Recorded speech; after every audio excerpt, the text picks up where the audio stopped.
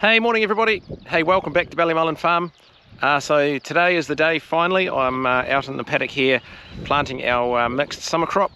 So if you've watched some of our other videos, you'd see that this year for the first time we're planting a mixed summer crop. It's got about 23 different species in it, and this is in place of our normal turnip crop, and it's a big way that we're going to get that sort of diversity in our pastures. So one of the big goals for us is getting more diversity in our pastures. So yeah, 23 different species of grasses, clovers.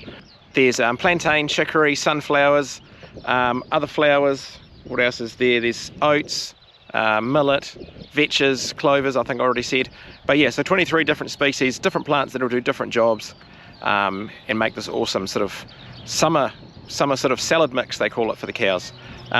So I'm planting it using the Ferguson Seed Drill again. So you would have saw there at the start of the video, I just calibrated it. So basically what you do is you lift one wheel off the ground and you put some containers underneath all the hoses to catch the seed, turn the wheel a certain number of times, and then weigh the seed at the end. That tells you how much seed was coming out for that regulator setting.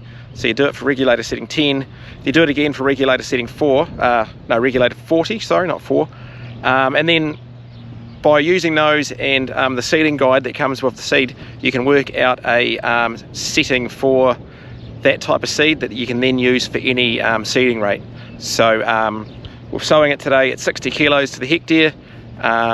So I had to convert that to pounds per acre because the drill's so old, but I worked that out, worked out a regulator setting which should work with that seed rate, and I've actually dropped it back just a little bit. I would rather, I think, have a little bit of seed left over at the end rather than run out of seed.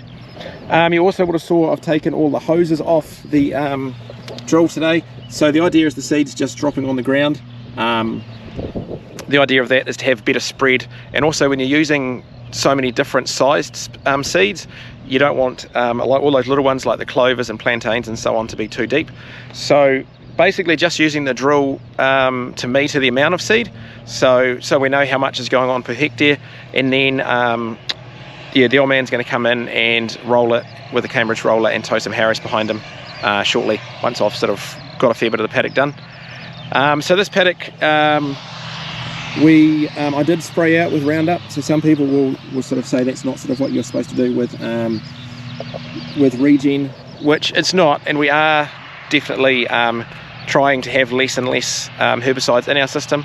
But this paddock was really bad with willow weed. Every year about probably 80% of the paddock just came up with willow weed, and I didn't want to spend all this money and do all this work for the weeds to just come back. So we have sprayed it with glyphosate. The good thing about doing the summer mix instead of turnips is that this will just stay and be our permanent pasture. So rather than spraying at the end again and then putting pasture in it like you do with turnips, you only actually spray it once. So although we have still sprayed, it means we've actually cut our glyphosate use in half, which I'm pretty stoked about.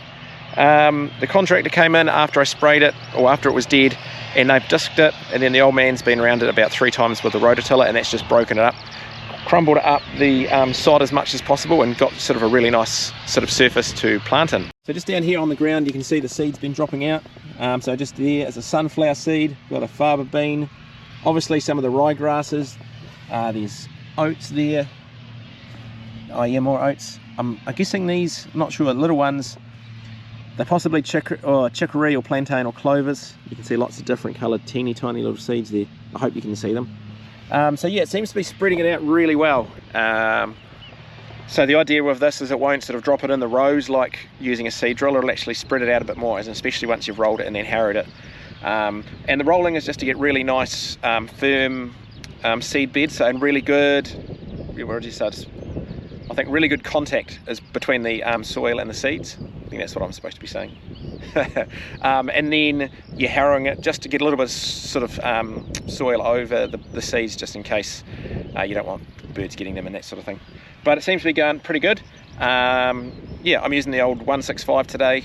Just thought I'd give that a run, and it's a little bit more comfortable than using the 65. It's just got a little bit more weight to it.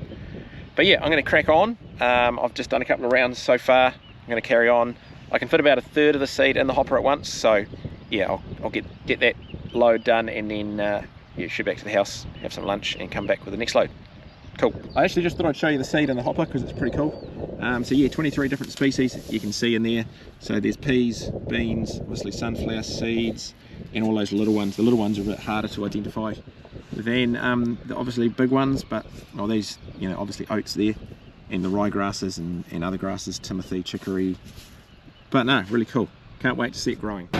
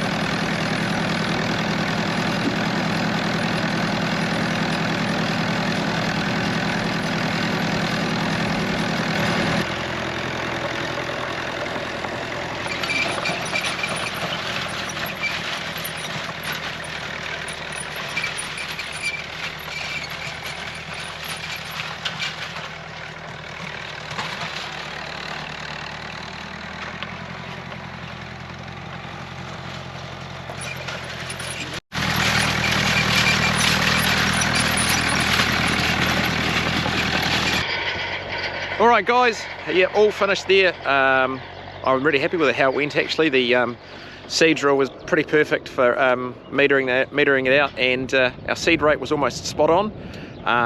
Managed to not run out of seed thankfully, so that's always a good thing. But nah, really happy with it. The old man is just about finished rolling it and harrowing it, so he'll have that done probably in the next half an hour, and then it'll be all finished. We've got some good rain forecast for tomorrow, which should be perfect hopefully. Yeah, I reckon germinating within the week. It's turned out to be a nice firm seed bed after the old man's rolled it, and yeah, I think it couldn't have gone better, so hopefully it works well. First time doing this crop, so we will find out, you know, what works well and what doesn't. We had originally thought about harrowing it before the roller, but then decided to, instead of having to go around it twice, we'd put the harrows behind the roller, so hopefully that works out all right. It's looking pretty good. I'm pretty happy with how it's looking, so hopefully, you know, we get the results we wanted.